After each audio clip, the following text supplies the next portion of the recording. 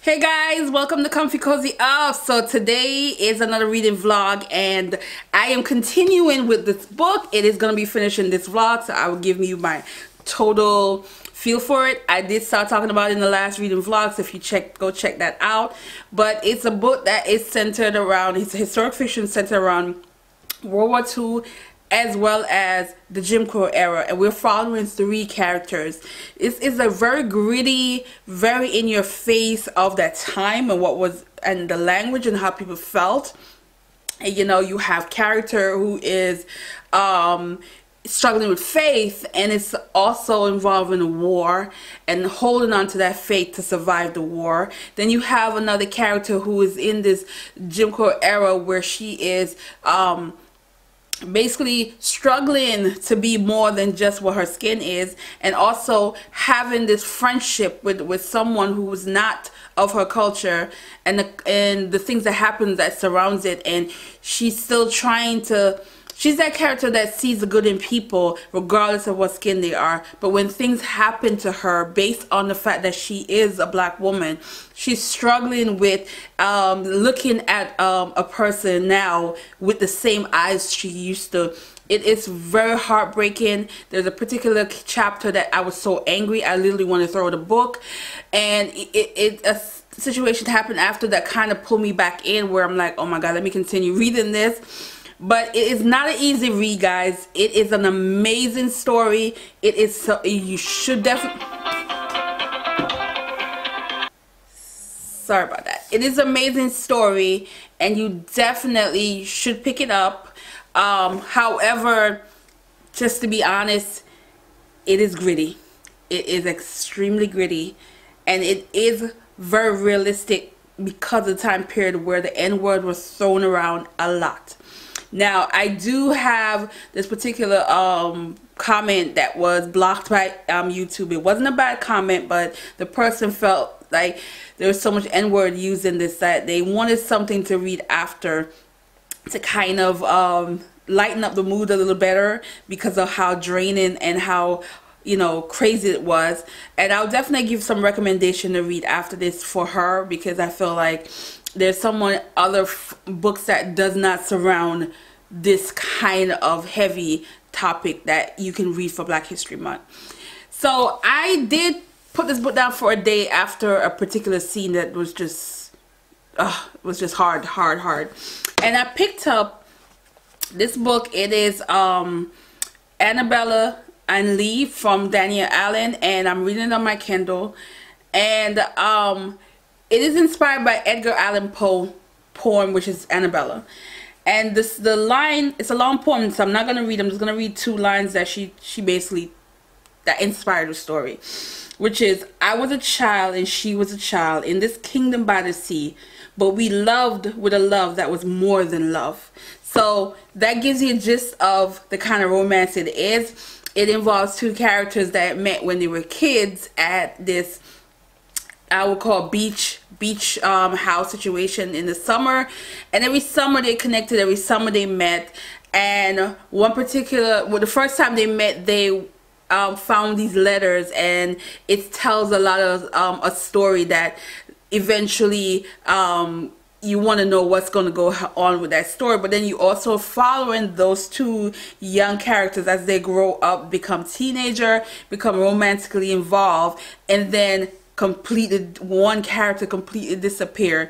20 years later they have a connection again, but there's that hurt, there's that things you never get over. And one of the things I love about Daniel Allen when she writes these romance, where I feel like I can, even if the story is completely out of like something I never experienced in terms of the actual storyline, the message in there are relatable. For me, it's the idea that your first love, your first heartbreak does mold you in terms of other relationship that you picked up in the future. And it's so true, where you for a lot of people, not everyone, you know, that get over that first love and never feel a certain way. If that first love was very much a heartbreaking situation where it ended negative, it can for the rest of your life you know, reflect on the other relationship that you go in and how you approach the other relationship and how you feel about things that happen that is not even have nothing to do with that love that you lost, but you always associate that innocence that you no longer have of somebody loving you breaking your heart. You know, you always feel in the back of your head anything is possible, because when you were young and naive and thought love, you know, your heart would never break and love would never do that to you, and when it does happen, you just kind of never gonna get over that. You're always gonna feel like somebody can really love you and still break your heart. And that's the thing I'm getting from this, where I'm loving. It is interesting. I still want to know what's going to happen with the letters and how it connects with things that's happening in that particular town. And also, I'm only 50. Well, 50% is still a big deal, but I'm 50% in, and right now it's I need to know what happened and why that one person left. And I don't know that yet. But I'm definitely going to review this once it's done. And yeah, and I'm going to be doing some cooking. But before that, let me just show 2 books that I will recommend that I think are amazing, because it will make you laugh. And it follows these women who are, you know, one is a bit of a nutcase, but you will laugh. I guarantee you. And it's 2 are pretty much were, I think, let me show you. Alright guys, so I would recommend this book, 32 Candles. Now if you are, you know, a little bit older, you remember 16 Candles, it's sort of supposed to like have this take from it, but it's not. It's completely different. It is hilarious. Like, you will laugh so hard. And so let me say, you can freeze if you want. And it's not focusing. Come on. No. Guys, I don't know, it's not focusing. So sorry. So this is the book I will recommend. That is a good story. It is funny as hell. You will laugh. It's definitely something that I think you're gonna appreciate. And then the other one I would say is this book right here, The Upper Room. The Upper Room. I mean, this book, it is follow a woman who is basically she found a child, she raising the child, and there's a backstory behind it, but she is so possessive of this child, and she shelters this child, but there's just so much that's going on, and some of the things that she's willing to do that you know, she's just crazy, but it's so funny. So I definitely think you should definitely try The Upper Room by Mary Monroe. It's a really good one. This one has a heavy theme. It is funny as hell, but it have a heavy theme. But I would definitely say The Upper Room should be you should definitely pick that one up. And yeah. So guys, I'm gonna cook today, and then I'm gonna continue reading. I'm going to try and read a few more of this. So I'm at 50% of the Annabella Lee. And yeah, but we're gonna talk more. So yeah. So guys, this is dinner. So I have some salmon steak, and it's in this spicy teriyaki sauce. And then I have this cauliflower rice. And it has some peas and carrots in there. So yeah, dinner.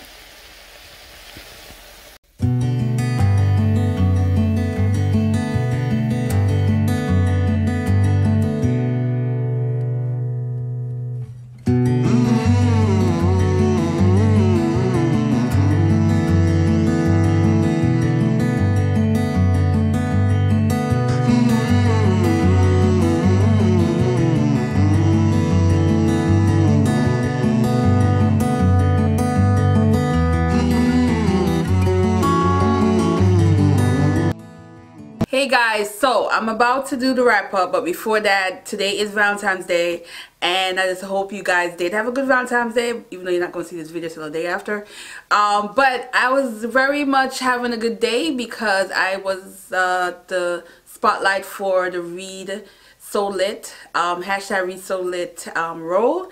and you know, it was all dedicated to romance authors, and I went way back. I dig up some old stuff, and of course some recent favorites. So I hope you enjoyed it. If you've seen it, you know, let me know if you know, if you actually check it out. If not, you should follow me on my Instagram. It's the same name, Comfy Cozy Up.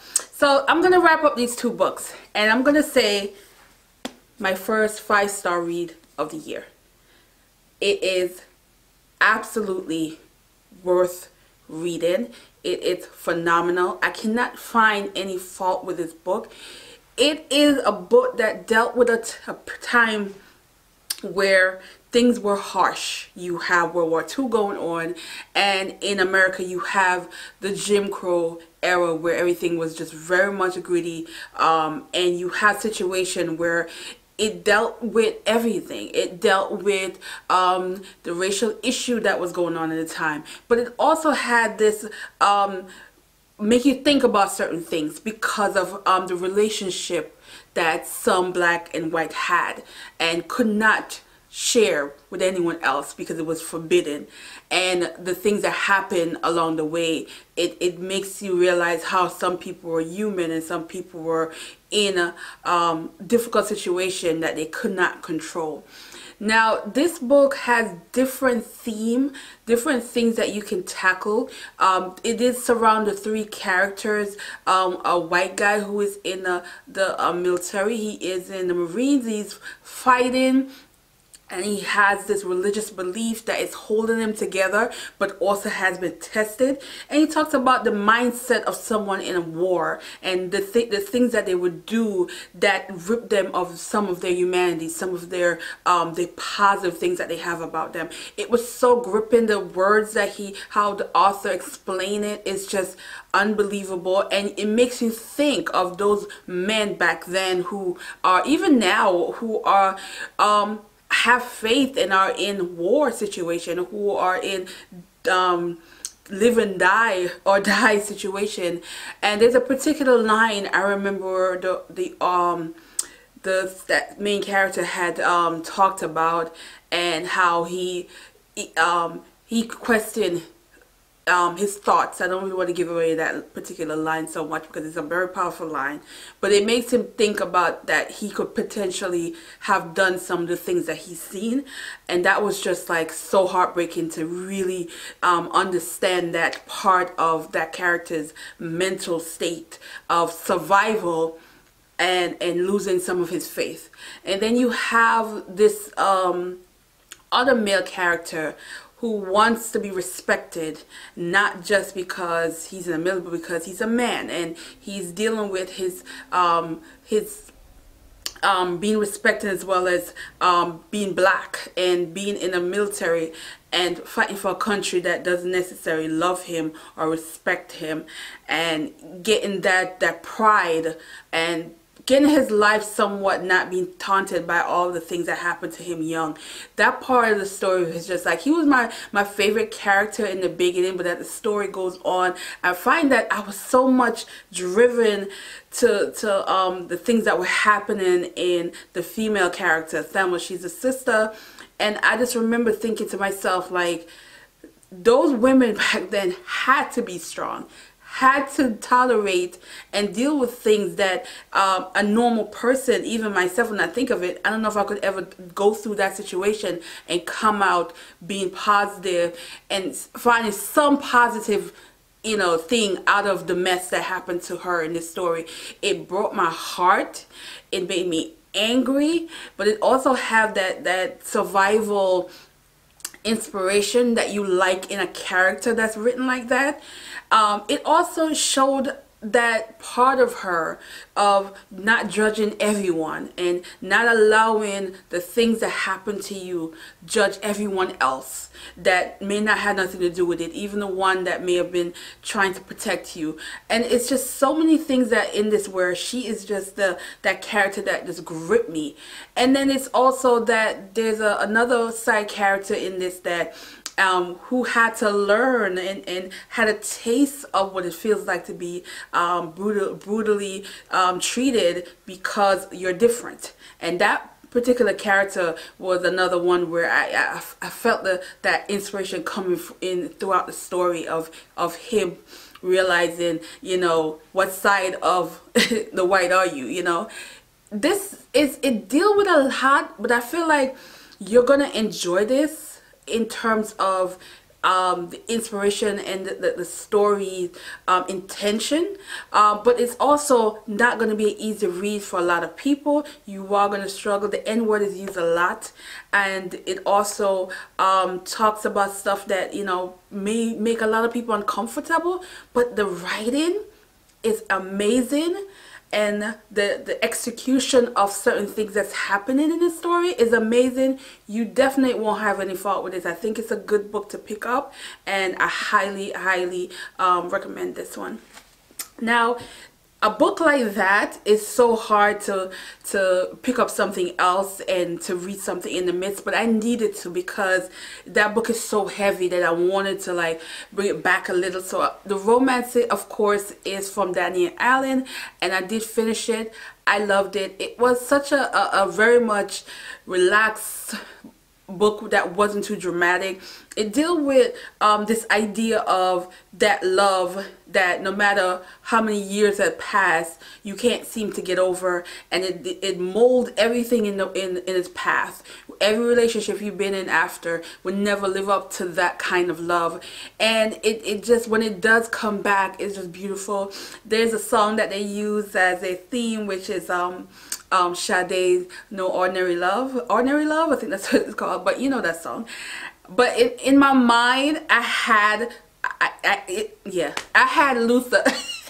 I had Luther Vandross, If Only for One Night. It just made me think of that in terms of, you know, that possibility of you reunited with someone from your past that you never got over, and what if, that kind of situation.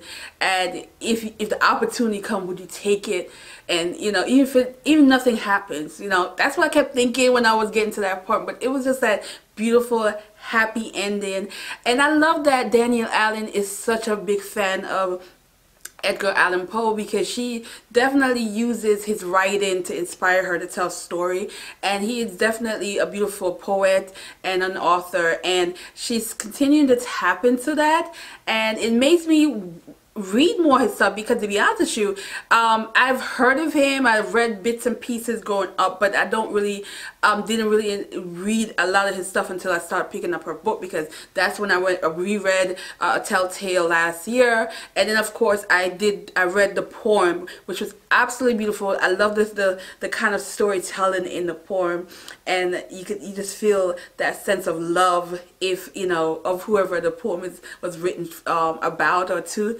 But it's just beautiful, and it is a good romance. I do feel like, you know, at times you need that romance that is going to just be a relaxed, make you smile, feel good romance without being too dramatic or too over the top. This was just not it. But I loved it. I thought it was a cute, very much, it was very sexy towards certain part of the storyline, which is, you know, you want that in a romance.